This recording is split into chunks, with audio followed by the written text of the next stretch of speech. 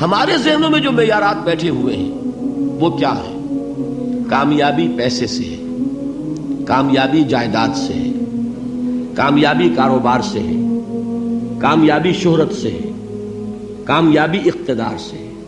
یہ معیارات ہیں. جو جتنا دولت مند اتنا کامیاب، جو جتنا مشہور اتنا کامیاب، جو جتنا پاپولر اتنا کامیاب، جو حکومت پر پہنچ گیا کامیاب، جس نے بڑا کاروبار جما لیا کامیاب، جس نے بہت جائیداد بنا لی کامیاب. یہی ہے اصل میں ساری بس کی گانٹھ. جو تصور کامیابی کا ہوگا اسی کے مطابق آپ کی بھاگ دوڑ ہوگی، اسی کے لیے جد و جہد ہوگی، اسی کے لیے توانائیاں صرف ہوں گی، اسی کے لیے دن رات کی مشقت ہوگی. یہ ہے اصل شے جس کی یہاں نفی ہو رہی ہے. کامیابی دولت سے نہیں، کامیابی شہرت سے نہیں، کامیابی اقتدار اور طاقت اور حکومت سے نہیں، بلکہ کامیابی ہے ایمان سے، عمل صالح سے، تواصی بالحق سے، تواصی بالصبر سے. آپ غور کیجئے اس نقطہ نظر کا، اس ایٹیچیوڈ کا، یہ جو مینٹل ایٹیچیوڈ ہے اس کا بدل جانا ہی انسانی شخصیت کے اندر انقلاب برپا کرے گا. اب آپ کا نتیجہ کیا نکلا؟ اگر تو دولت سے کامیابی ہوتی تو قارون بہت کامیاب تھا، اگر حکومت سے کامیابی ہوتی تو فرعون اور نمرود بہت کامیاب تھے. کامیابی ان سے نہیں ہے. کامیابی انسان دولت میں قارون کی دولت تک پہنچ جائے اور دنیا میں دبدبہ اور اقتدار اور سلطنت اور حکومت کے اعتبار سے وہ نمرود اور فرعون کا مقام حاصل کر لے، وہ ناکام ہے، خائب ہے، خاسر ہے، برباد ہے.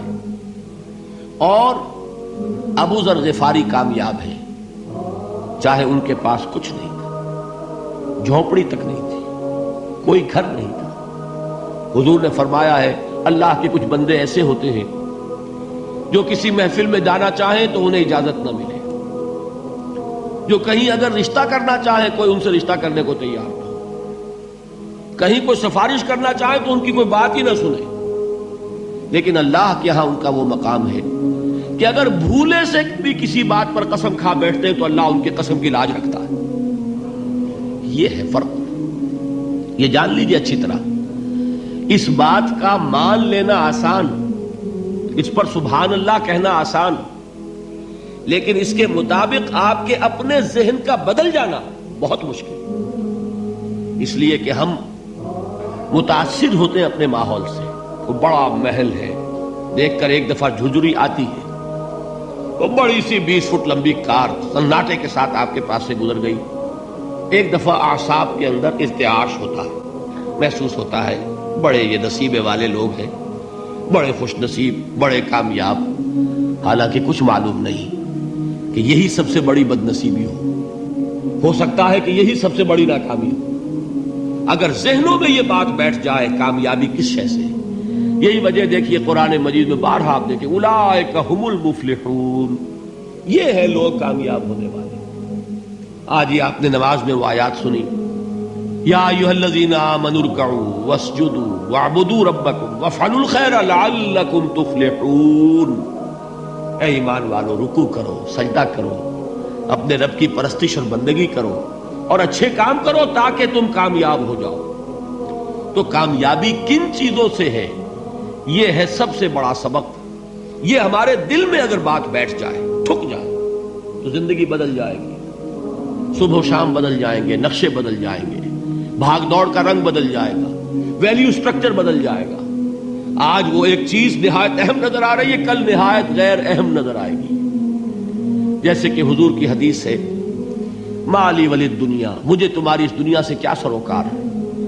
انما مثلی کراکب استظل تحت شجرۃ ثم راح فترکها، میری مثال تو اس سوار کی سی ہے جو تھوڑی دیر کے لیے ایک درخت کے سائے میں ٹھہرتا ہے سستانے کے لیے، پھر وہ اپنا راستہ لیتا ہے. اسے اس درخت سے مستقل تعلق اس کا نہیں ہے، وہ اس کا گھر نہیں، وہ اس کی منزل نہیں. اسی طرح یہ دنیا میرا گھر نہیں ہے. اب دیکھیے ہم کہتے ہیں انا للہ و انا الیہ راجعون، ہم تو مسافر ہیں، ہم اللہ کے پاس سے آئے، اللہ کی طرف ہمیں لوٹ جانا ہے. کن فی الدنیا کانک غریب و عابر سبیل، حضور فرماتے ہیں دنیا میں ایسے رہو جیسے کہ تم اجنبی ہو یا راہ چلتے مسافر.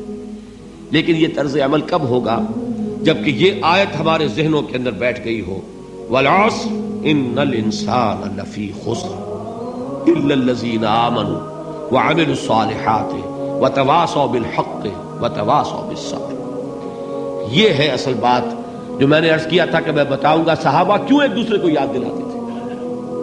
اس لیے کہ دیکھیے جیسے برف باری اگر ہو رہی ہو، آپ باہر نکلیں گے تو برف آپ کے کپڑوں پر جم جاتی ہے نا، تو آپ جھٹکتے ہیں کپڑوں کو تاکہ برف ہٹ جائے.